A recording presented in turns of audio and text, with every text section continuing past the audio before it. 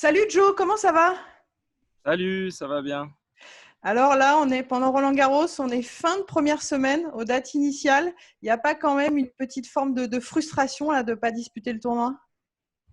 Bah si, forcément, il y a même une grosse frustration. C'est vrai que voilà, ces derniers temps, ça a été très difficile pour s'entraîner. Ça a été difficile pour énormément de gens, évidemment, en dehors de ça. Maintenant, j'espère que ça va se décanter le plus rapidement possible.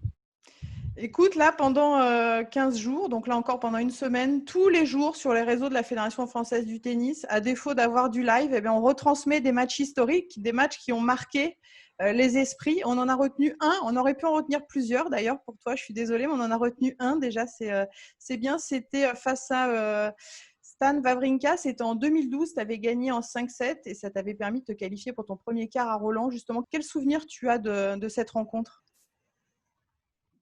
C'était une rencontre vraiment difficile, très difficile physiquement, puisqu'elle avait duré 2 jours.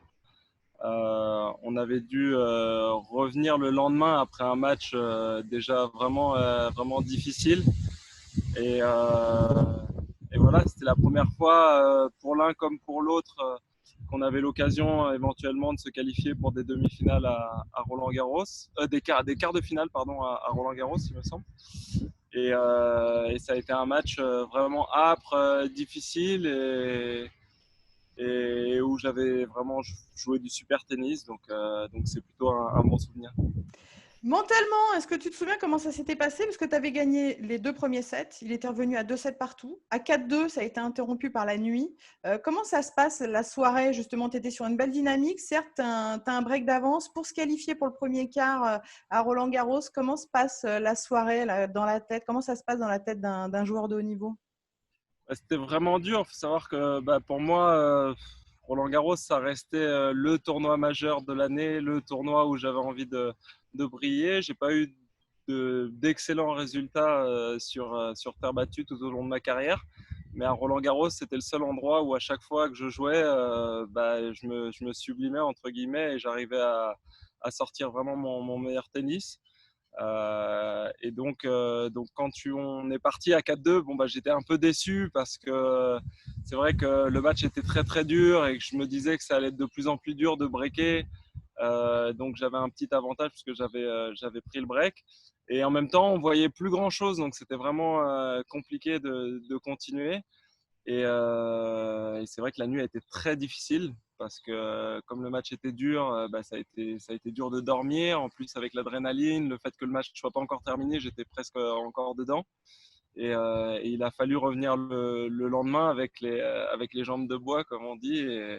Et ça n'a pas été évident de terminer le lendemain. Ça aurait très bien pu tourner dans le sens inverse. Comment tu analyses ton histoire avec le tournoi de Roland-Garros? Tu as deux demi-finales, dont une que tu perds face à Federer et une autre face à Wawrinka. Dans ta carrière, voilà, c'est un tournoi qui te réussit plutôt très très bien. Justement, comment tu analyses cette histoire avec ce tournoi? Elle est vraiment particulière parce que, comme je disais, à mon début de carrière, je gagnais vraiment aucun match sur terre battue. J'ai même fait l'impasse. La fédération m'avait gentiment donné une wildcard pour Roland Garros en 2007.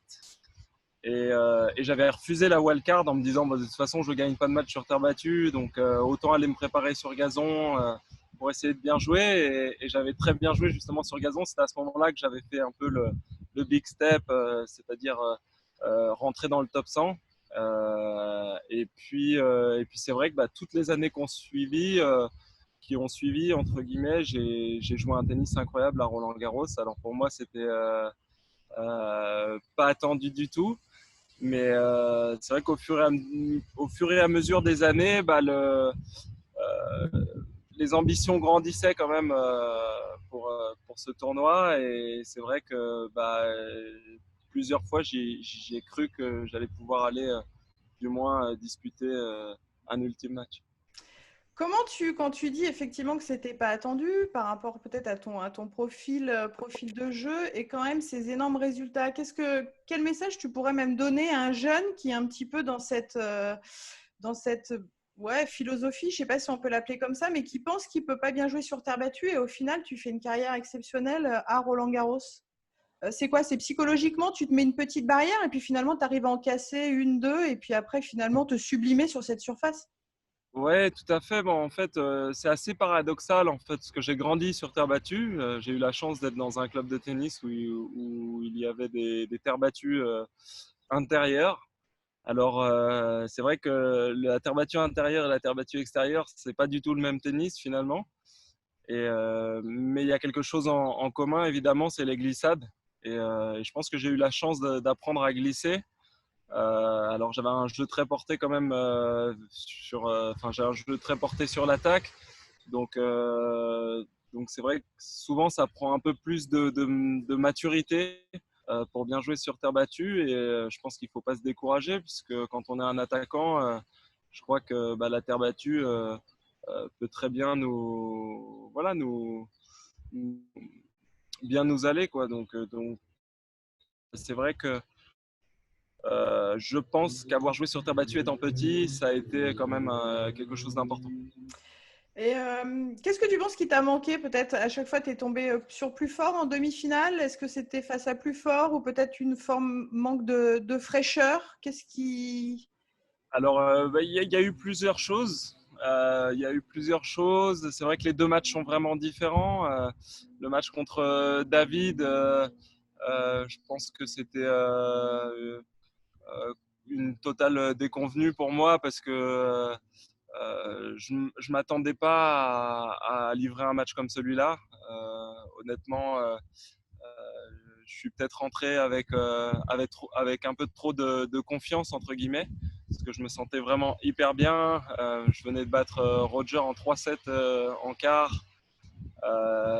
Honnêtement, je crois que mon tennis n'avait jamais été aussi bon. Et j'ai été pris un peu par l'événement. Les joueurs avant ont joué 5 heures. On a joué dans des conditions que j'aimais moins, parce que du coup on s'est retrouvé à jouer entre guillemets à la tombée de la nuit, et puis la terre était plus lourde, enfin en fin de journée la terre était lourde, c'était moins rapide, donc il fallait que je travaille plus, c'était plus compliqué, donc j'arrivais moins à faire la différence. Et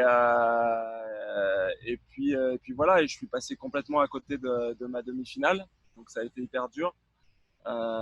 Et j'ai eu la chance de pouvoir éventuellement me rattraper contre Stan. Et là, je jouais également très très bien au tennis. Et il m'a manqué, voilà, il m'a manqué d'être meilleur, tout simplement. Je crois que j'ai eu 17 balles de break, j'en ai fait qu'une sur ce match. Et on aurait pu dire que si j'en avais converti deux de plus sur les 17, bah, peut-être que voilà, j'aurais pu passer. Parce que c'était un match vraiment accroché et qui s'est joué à pas grand-chose, je pense. Ah, c'est vrai qu'à ce niveau-là, là, ça pardonne pas, hein. 17 balles de break, très peu converti. Pour terminer, Joe, je voudrais que tu me donnes un mot, juste un mot, qui qualifie, qui représente ta relation avec le tournoi de Roland-Garros. Un mot? Ouais.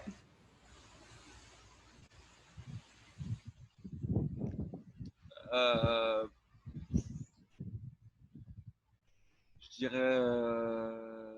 je dirais le partage, parce que finalement, c'est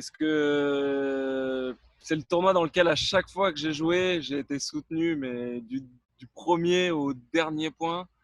Et les images que j'ai dans ma tête de avec le public, voilà, elles sont gravées et elles resteront à jamais.